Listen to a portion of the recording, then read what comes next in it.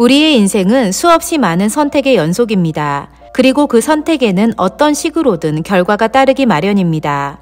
그렇다면 우리의 선택이 맞았음을 확신하는 자신감은 어디에서 오는 것일까요? 이 같은 질문에 대한 답을 찾는 것은 매우 중요합니다. 왜냐하면 삶의 질을 결정하는 것은 우리가 어떤 상태에 처해 있느냐가 아니라 어떤 선택을 하느냐에 따라 달라지기 때문입니다. 하나님의 우리의 인생을 향한 계획은 분명하시기에 그분의 결정대로 우리를 이끄실 수도 있지만 하나님은 우리로 하여금 하나하나의 선택의 과정 속에서 적극적으로 참여하도록 우리 개개인을 초대하십니다.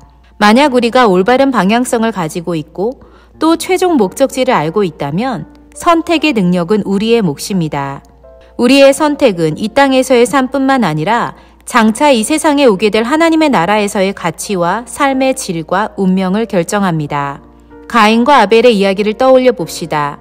하나님께서 가인의 예물을 거절하시고 아벨의 예물만을 받으셨을 때 가인이 받은 거절감이 그의 질투와 분노의 방아쇠를 당겼고 결국 동생 아벨을 죽임으로 인해 동족살인의 비극을 만들어냈습니다.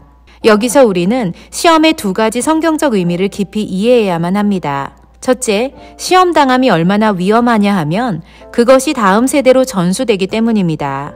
한 조사에 따르면 알코올 중독의 부모 아래에서 자라난 자녀들의 53%가 부모의 중독을 그대로 이어받았다고 합니다. 부모의 죄가 자녀에게 유전되지는 않을지 몰라도 부모의 행동과 건강하지 못한 습관의 영향은 자손들이 시험과 유혹에 직면했을 때 어떤 선택을 하는지 결정적인 영향을 미친다는 사실을 깨닫게 됩니다. 둘째로 중요한 것은 유혹과 시험은 진화한다는 데 있습니다.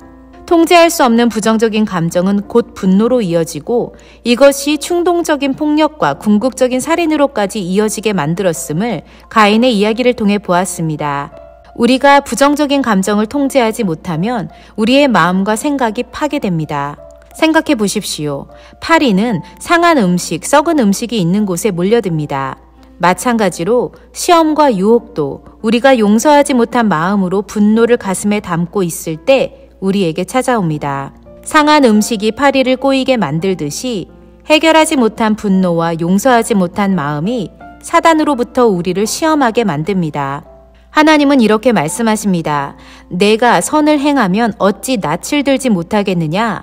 선을 행치 아니하면 죄가 문에 엎드리느니라. 죄의 소원은 내게 있으나 너는 죄를 다스릴지니라. 그렇기 때문에 우리는 시험을 다스려야만 합니다. 어떻게 시험을 다스릴 수 있냐고요? 하나님의 말씀을 가까이 하면 됩니다. 말씀은 우리로 하여금 시험을 다스리게 만들어 줄 것입니다. 말씀하시기를 모든 성경은 하나님의 감동으로 된 것으로 교훈과 책망과 바르게 함과 의로 교육하기에 유익하니 이는 하나님의 사람으로 온전케 하며 모든 선한 일을 행하기에 온전케 하려 함이라. 아멘.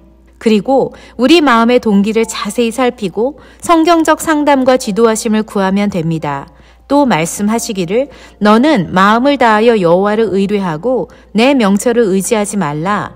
너는 범사의 그를 인정하라. 그리하면 내 길을 지도하시리라. 아멘. 우리의 인생이 확신 있는 올바른 선택으로 가득 차고 그 선택이 모여 아름다운 인생이 되기를 소망합니다.